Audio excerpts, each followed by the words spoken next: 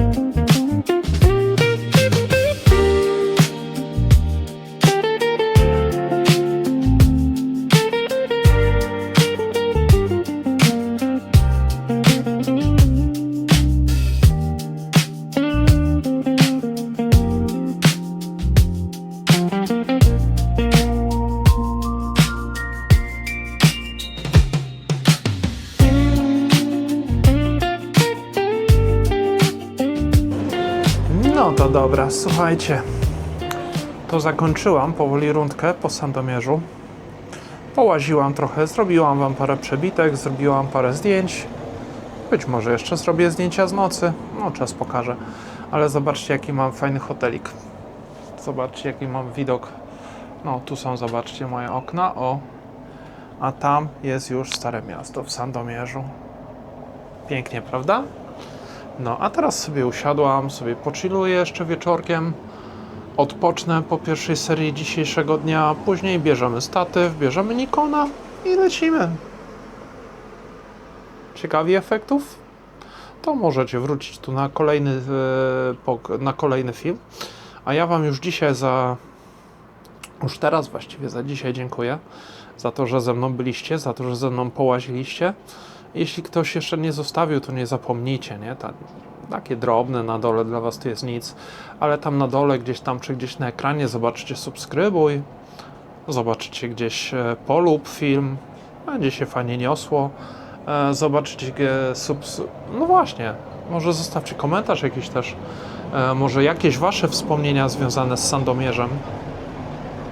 No, nie wbiłam się póki co, słuchajcie, do księdza Mateusza, bo niestety już było zamknięte. Ja byłam dość późno po południu, więc naprawdę 2,5 godzinki zrobiłam troszkę Sandomierza, połaziłam, parę rzeczy wam pokazałam. No, pokazałam. Także teraz już wam dziękuję i do zobaczenia w następnym filmie. Miłego wieczoru. Cześć!